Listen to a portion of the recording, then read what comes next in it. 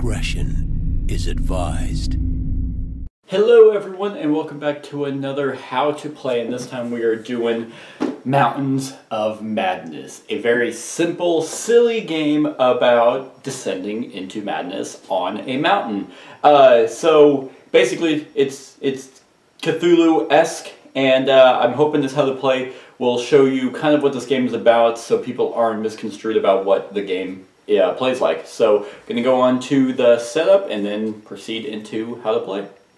Okay, so for setup, obviously you're going to take the board and you're going to place it in the middle of the table or the play area so everyone can reach it comfortably. Then what you are going to do is you're going to take one of these player boards, not that, I don't know why that's in there.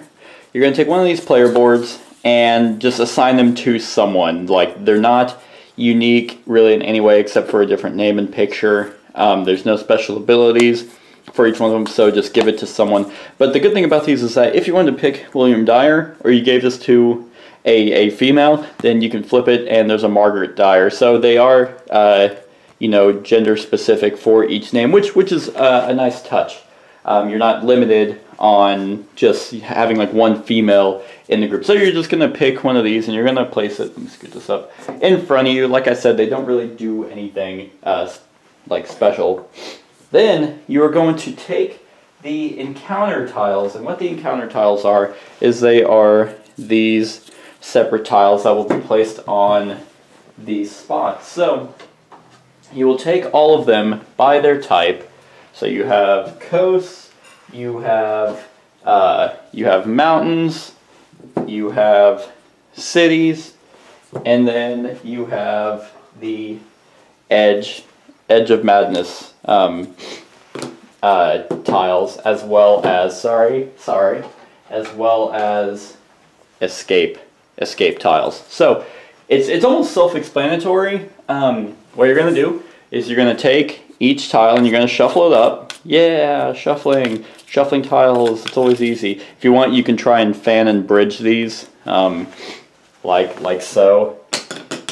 Yeah, like that. It takes a real skill to do stuff like that. And you're just going to place them face down on their spot. Now, you're not going to be using all of the tiles, but you're going to be using pretty much most of them because there's only one coast left. And you're going to do the same for the mountains. Remember, shuffling, I'm not going to shuffle them because, I mean, it's a how to play. And then you will have one mountain left. The city, same way, shuffle, and then one city left. Edge of Madness, this one you will actually have more than one left over. You'll just take one of these and place them up on the spot. And then with the escape tokens, you will do the exact same thing. You'll place one token or one tile on that, and you'll have 5 left over.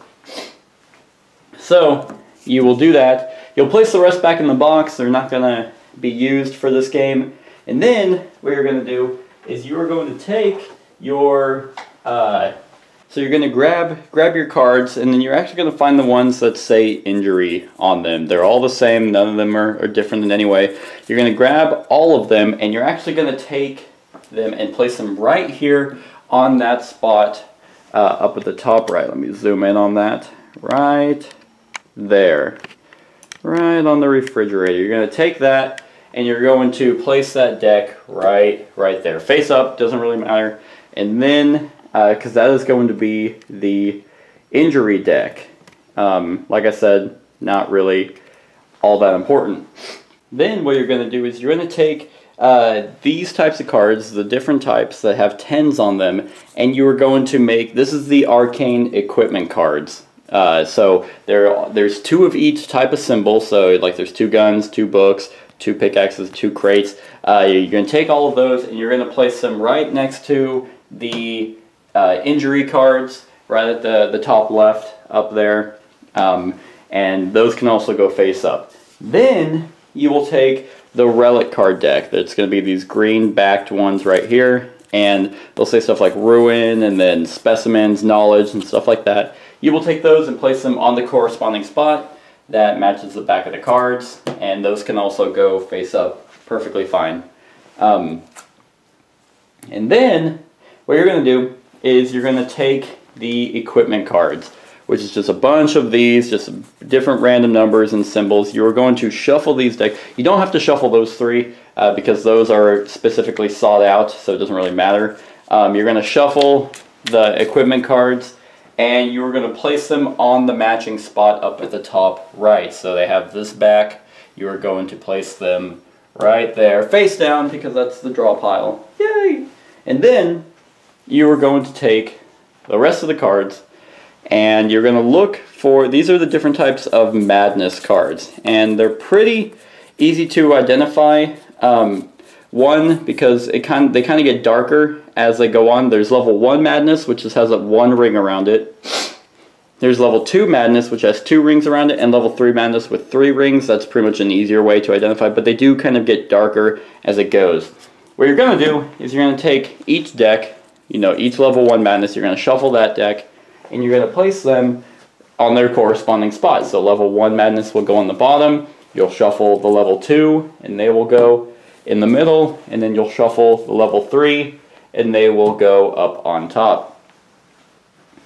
And then what you were going to do is now you're going to deal each player a number of equipment cards from the equipment deck that we put up here. You can actually do that before you put the deck over there. It's completely up to you, but it depends on the number of players. If you're playing with 3 players, then you deal out 5 cards each. If you're playing with 4, you deal 4 cards each. If you're playing with 5, you deal 3 cards each. So players can look at them, they keep them, they just cannot talk or show them to other players. Then you will actually take the sand timer, and then you will place that on the sand timer spot. It's the one that has an hourglass symbol.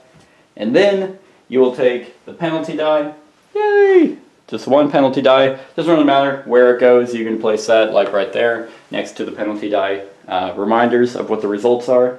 And then you decide who the first player is. The first player is someone who recently like summited a mountain, which is probably no one in anyone's group. So you just randomly do it. But whenever you decide who that person is, you will give them the sled board or the leader board. And what this is this kind of a reminder of who the leader is. They have final say. They're the ones who do leader tokens, stuff like that, which I'll explain. But you'll give it to that person along with their tokens. So these tokens that just have the pickaxes on them. Yeah. You'll give them all of these, and they'll get placed right there on that circle. And last but not least, you will deal out madness cards to each person. Madness cards are the key crux of this game, which I will explain later. But in a 3-player game, you don't deal anyone out any madness cards. But in a 4-player game, everyone except the first leader gets a level 1 madness card. And then in a 5-player game, everyone gets a madness card. So that's the setup. Alright everyone, now we are actually going to go into basically a round of this game and like, you know, victory conditions and all that. One thing I did forget to mention during the setup is you're going to have these like tokens with X's on them and these long tokens with squiggly lines. Those you can just put off to the side. I'll explain how those come in a little bit. And then also, this is kind of like it's not first player marker, but it's where you're at. It doesn't go on the board during setup, but you do give this to the leader. So just another quick reminder. In Mountains of Madness, you are explorers trying to range and explore and summit this, going mad already. Trying to summit and survive this mountain range. There's multiple ways for you to lose, and really only one way for you to win. And the game progressively gets harder and harder, but it's a very quirky game. I want to get that out right up front, because you might think, oh, Cthulhu, and oh, this is just going to be one of the serious co-op games. It's not like that at all. More of a party game. But so now let's go into how you play the game, how a round works, how you win, and then that's that. Okay, so in a game of Mountains of Madness, let's say we're going to do a 4-player game. Each person is going to have their hand of cards, and these correspond to just basically, they don't really do anything. Like it does have a title and some flavor text, but what you're really looking for is the numbers and the symbols and corresponding and correlating those to each tile. In the 4-player game, each person, sorry, it doesn't have 3 cards, they have 4 cards. In a 4-player game, each person has 4 cards, but also someone has a Madness card. Now, let's go ahead and explain the Madness cards right up front, because this is how the game is difficult. So, each person, besides the leader in a 4-player game, is dealt a level 1 Madness card. And this is only secret to them, and they have to follow it whenever you are dealing with a tile. So basically, during a round, you go to a tile, flip it, you'll flip this 30-second sand timer, and that's when the Madness cards take place. So this one, for example, says Lurking Horror. There may be something under the table. I need to check before playing any cards. So this is for that person only, and this is secret to them, and they can never reveal it. They can never tell anyone what it is. The only thing players can do is speculate what they have to do and try and work around that.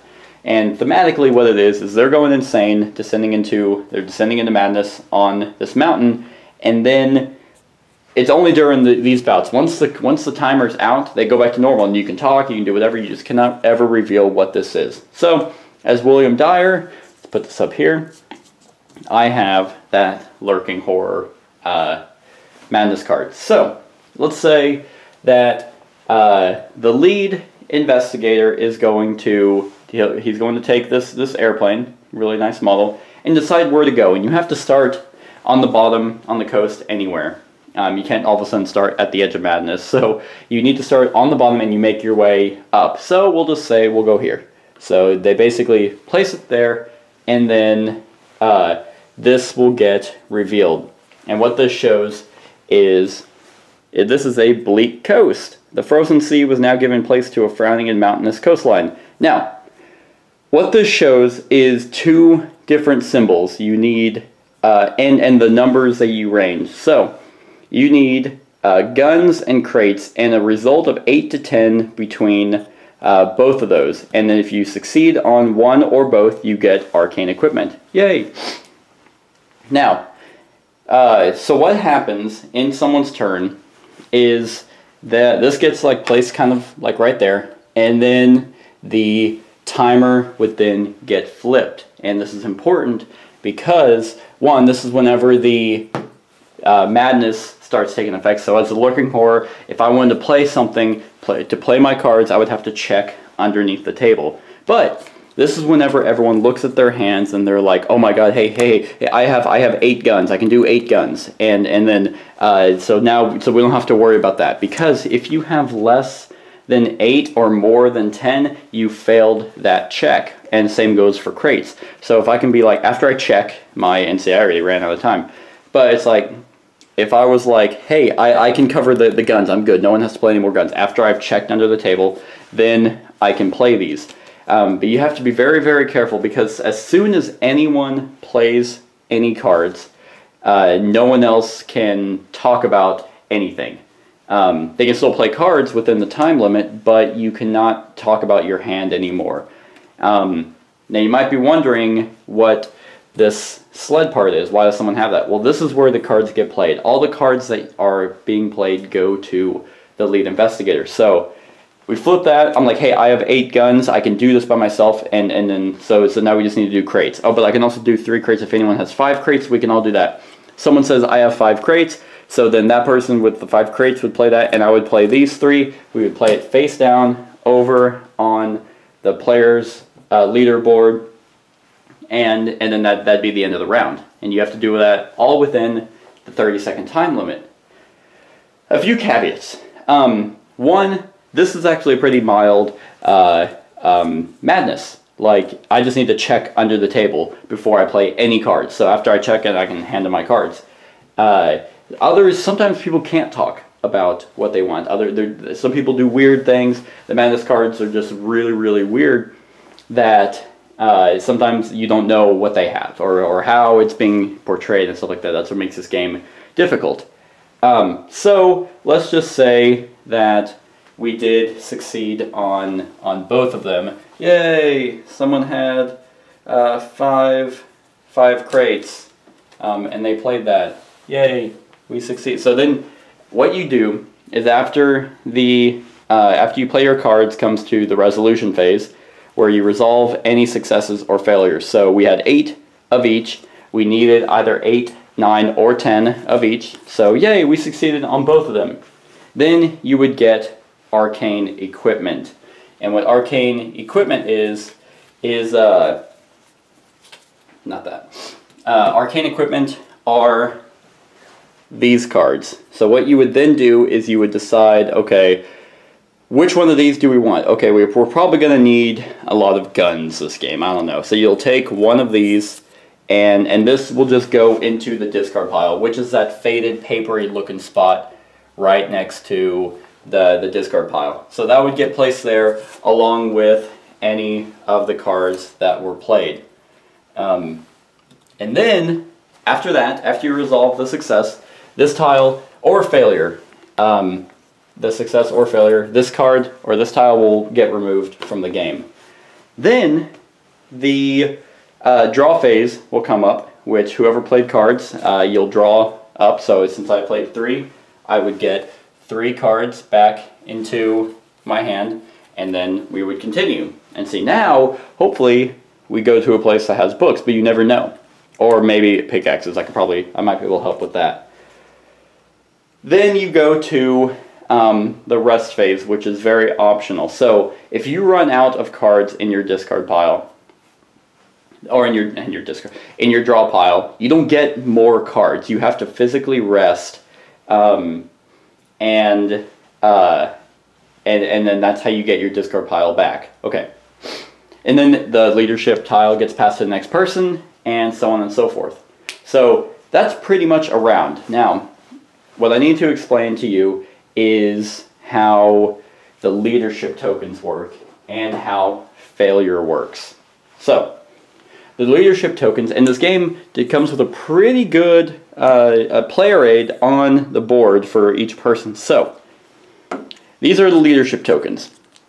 This is a way that you can lose the game, because if you ever lose all of these, not spend all of them, but if these are ever removed from the game, which there are ways to remove them from the game, then you lose. That's one way you can lose, if you have no more leadership tokens. Basically, you guys lost all hope and died or went insane in the mountains. So, how can you use these? Well, the leader can use a token during each phase, and I pretty much kind of went through them already. The movement phase, the leader decides, hey, where we're going to go. Now that we've gone here, there are options. You can move to any adjacent tile from where you're at. So now, let's say it's another leader's turn. Yay! The leader can decide where they want to go over here. But they can also, only during the movement phase, spend a token to ignore one player's madness. And so they can spend one of these, and what these do is they just go to like a spot, like you can put it over there. They just go somewhere on the board. They don't go out of the game for any reason whenever you do stuff like that. But only during the movement phase is whenever you can spend one to ignore a player's madness. So if they're like, you looking under the table is really weird, we don't really like that, so it's taking up too much time, so we can ignore that for now. You can only ignore one player. You cannot spend more. Like, you can't be like, okay, let's spend 4 to ignore all of ours. You can't do that. You have to decide who you want to ignore. Then during the encounter phase, which I mentioned is whenever you discuss and you play cards, this is whenever the tile or the timer gets flipped. Then during the encounter phase, you can spend another token to add 30 seconds to the timer. So basically you get a minute.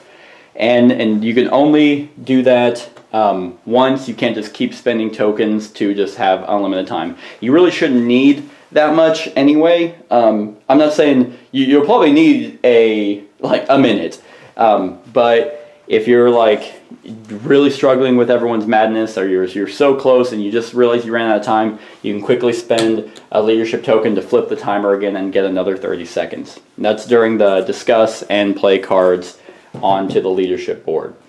Then the resolution phase, and this is where I'm going to talk about failures. Okay, so this is, let's say we went to here, yay, shipwreck, where we need 7 to 9 books. Hey, yeah, I can do the 7 or 9 books, so I'm actually good there. And then anyone, or 8 to 9 guns to get Specimen C. Specimen C is a relic that is pretty much the victory conditions for the game. So let's say that, hey, I played my 9 books, but no one had any guns. So we did succeed here, we just did not succeed on the guns. So there's a couple things that happen. There are 2 things you can do. One, you can give someone who doesn't have a madness card, or you can give someone else a higher level madness card. And what that means is that in a 4-player game, everyone but the leader has a madness card, a level 1 madness. What you can do is you can now give the leader a level 1 madness. So now everyone's mad and you're a little bit more insane. Or you can give someone who has a level 1 madness a level 2 madness. And they progressively get weirder and weirder and harder as well within the confines of this game. That's one of the things you can do. You can just descend more into madness. Or this is where the penalty die comes in. For each failure, and that's sorry, I should mention that that's per challenge. So since we succeeded here, we only have to give one person a madness. Or you can roll the die. And there are 3 icons here, and they're laid out on the board, but I'll just pretty much show you. So this result right here is accident. That is add 2 injuries to the discard pile.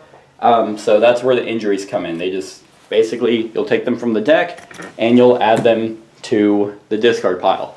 Now what those do is, that's another victory condition, is how you win the game is you need to escape with more relics than you have injury cards. So I guess also during setup, you have injury cards in the discard pile per player. So you already need to get, it's equal to or more than is how you win. So if you get this result, this is an accident, you add 2 injuries, which makes your victory condition a lot harder to get.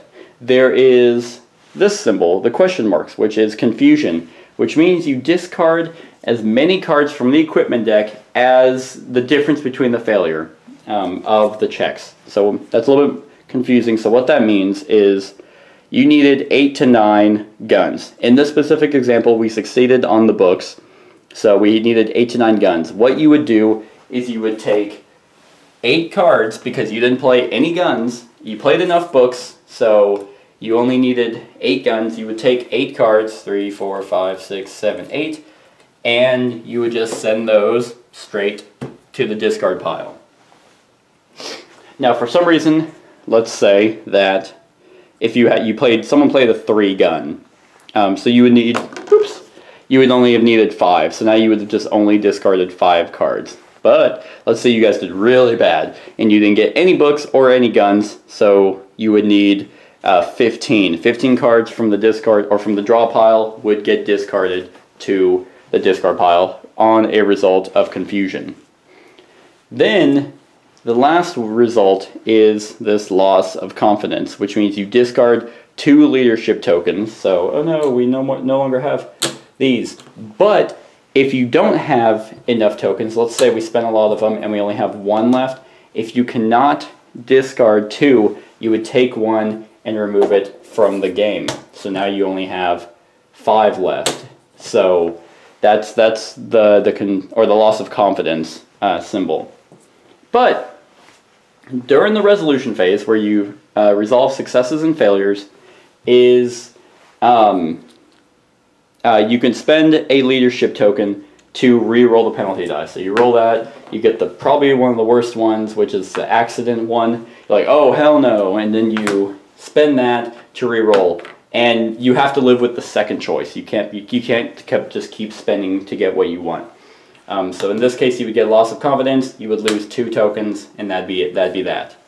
I should also mention that if you succeed on either one of the checks, you still get the reward. You would get Specimen C, which is a relic. This is one of the ways that you win. So, you would get Specimen C, and you would give this to a person, but whenever you give this to someone, they have to draw Madness. So you want to be careful, because you can see how this cascades. So let's say, in this example, you succeeded on the books, but not the guns. Okay, you succeeded, you're still going to get Specimen C.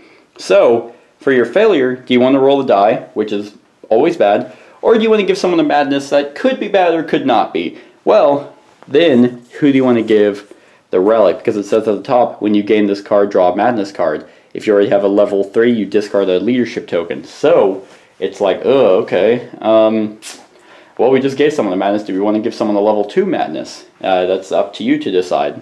So, there's that. But, something else that happens, which is what these little tokens over here are for, is depending on the specimen. This one says you take this one, and you cannot do the leadership tokens during the encounter phase. So you would take one of these, and this is pretty cool. So, the encounter phase is whenever you can add 30 seconds, you just take one of these and you place it over it, and now it's all blurry and you can't really read it, which is just, I think it's cool. So that means whenever they're the leader, they cannot spend tokens to add 30 seconds. So that's what specimen cards do. And then they would just have that. That's one relic that you need to win the game, right? And you need as many. You need to have more of those as you have injuries. So, in this case, if you rolled the accident, you would need 6 relics. But there's ways to get rid of injuries. So, that is using the tokens during. That's failures and using tokens in the resolution phase. In the draw phase, which people who played cards, all players draw back up to their hand size, the leader can spend a token to increase everyone's hand size by 1. So in a 4-player game, everyone can now hold 5 cards. That is not permanent, I should mention. That is only during the next phase. If you want to have it almost be permanent, you need to keep spending leadership tokens during the draw phase only. So I should mention that. So then comes the rest phase, which is optional. At this point, it's not a bad idea to rest because, like I said, let's say we've spent a bunch of leadership tokens. So now there's the rest phase. Okay, so during the rest phase, it's pretty much self-explanatory.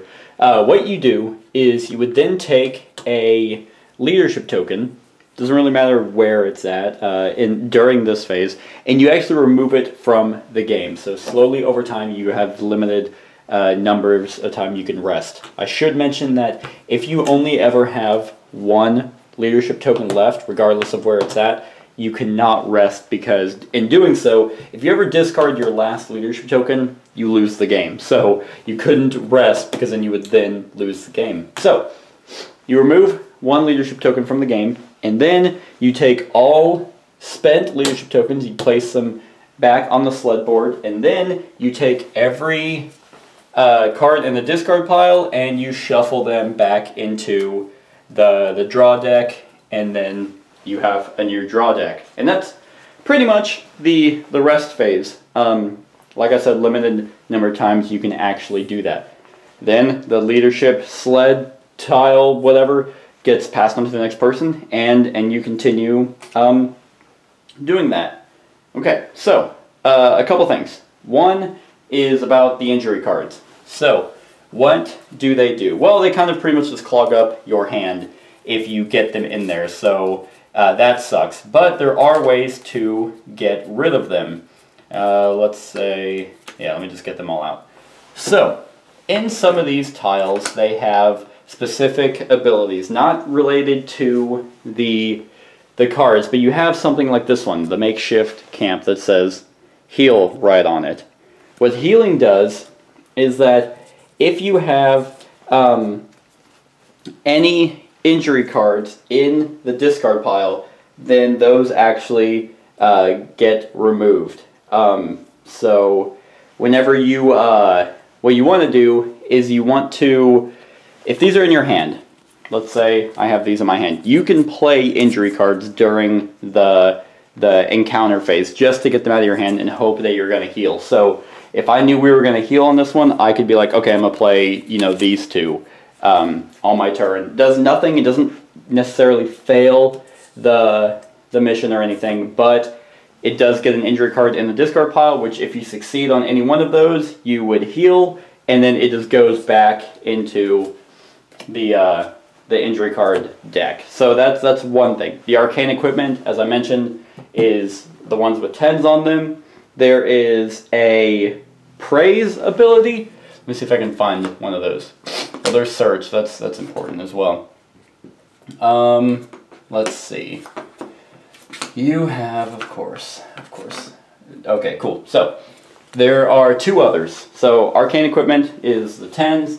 Heal is remove injury cards. You have search, which allows the leader to look at an adjacent mountain tile and look at it for 30 seconds, and everyone can, you know, discuss and plan accordingly and decide to go there or not. So that's what search does.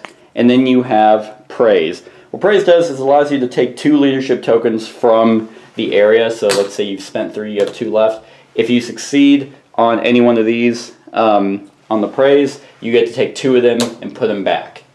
Okay, so those are special abilities. The other thing, I believe there's there's a few more things. So I mentioned that that's not right. That in some of these, some of them are 8 to 10, others are 7 to 9. There are others that are actually more of a hard number. So like this one, for example. This one is 11 to 13 books or 10 or 12 guns. So you cannot, it's no longer 10 through 12, you need to have 10, a result of 10, or a result of 12 to succeed on both of those. Some of them are just a straight up number. Yeah, like this one. Hey, yeah, 13. Woo! You just need exactly 13 books. And then that mentions Ruin 3. What Ruin 3 does is it basically takes away, if you're the leader during this turn, you have to discard your lowest weapon card in your hand. So you would take this token here and you would place it down at the bottom of your character sheet. So at this point, this guy is kind of looking like that. He can't do the encounter leadership ability, and he has to discard a weapon token or weapon card, his lowest weapon card, at the end of the leadership phase. Okay, so going back to the madness cards. At this point, if you're up in the mountains, you probably have a few level 2 madness. Someone may even have a level 3. I should mention that once you get a level 2, you no longer have to do your level 1. And same, once you have your level 3, you no longer have to do your level 2. These don't stack at all. There is an expert variant that you can do, which means you have to follow each one of these. I would not recommend that for your first game. And I don't really want to spoil any more of these anyway. But I should mention that it's not like if he gets a level 2, he has to keep looking under the table. That gets discarded. He now has to secretly apply his level 2 madness. Okay. Now on to how you win the game. So over time, you will hopefully be, ascending up this mountain, doing the Edge of Madness. Then you go to escape, then the escape, and then the escape. If at the end of the game, or at the end of this encounter phase and all that, if you're here and you didn't lose through leadership tokens or other ways, you have won the game. Now, I mentioned there are multiple ways that you can lose this game. So one of the ways is you lose all your leadership token, which means you lost all hope and of survival, and you're lost in the cruel vastness. It's just awful. It's awfulness. If you have to draw an injury card, and you cannot because there's just so much injury in your deck, you lose the game. So you pretty much all succumb to your injuries and died. If you do escape on the last escape tile, you can still lose. if you have more injury cards in your hands or in the deck than you have relics, you succeeded, but it's basically like at what cost? Like it wasn't worth anything for all the losses that you suffered. But if you have less than or equal to the number of relic cards, so let's say you had 4 injuries in the deck and you have 4 relics, you did win the game. So that is that. And there's like, I should show you this, there is like a little chart at the back that tells you kind of your results. So if you had 4 relics and 4 injuries, you protected by tenure, you keep your post barely. So it's a little more theme thrown in the end of how well you actually did. And that's the game. As I said, Mountains of Madness is a very quirky game. Like the Madness cards are what make this game difficult. That one I showed you was a very mild one compared to some of these in the deck. And I should mention, even if you're playing in a 5-player game, you're only ever going to see 5 of each tier. Maybe. Like you'll never go through the whole deck of each Madness. And the tiles that they're placed out, yes, there are only 1 of each that are still in here, but they're going to be strewn throughout the different spots on the board, and then the cards are going to come out differently, so you have that. I hope I did a good job of explaining how you play this game. It is a very simple game, really, once you think about it. A lot of the stuff is either on the board or pretty much self-explanatory. But if I made any, rules goofs that you notice, please let me know in the comments below. I try to do these as accurately as possible because it is a how to play. But if I got tongue-tied or you want more clarification, then definitely put it in the comments below so people can see it, and I'll love it and like it so people will see it. But other than that, like, comment, share, and subscribe, and have a wonderful whatever time of day it is for you. Hey everyone, thank you for watching, and I really hope that you enjoyed the video. If you want to support us, you can go ahead and click that link to go to my Patreon account. If you have any suggestions, you can go ahead and click the link in the show notes below to go to my Board Game Geek list. Other than that, like, comment, share, and subscribe, and have a wonderful whatever time of day it is for you.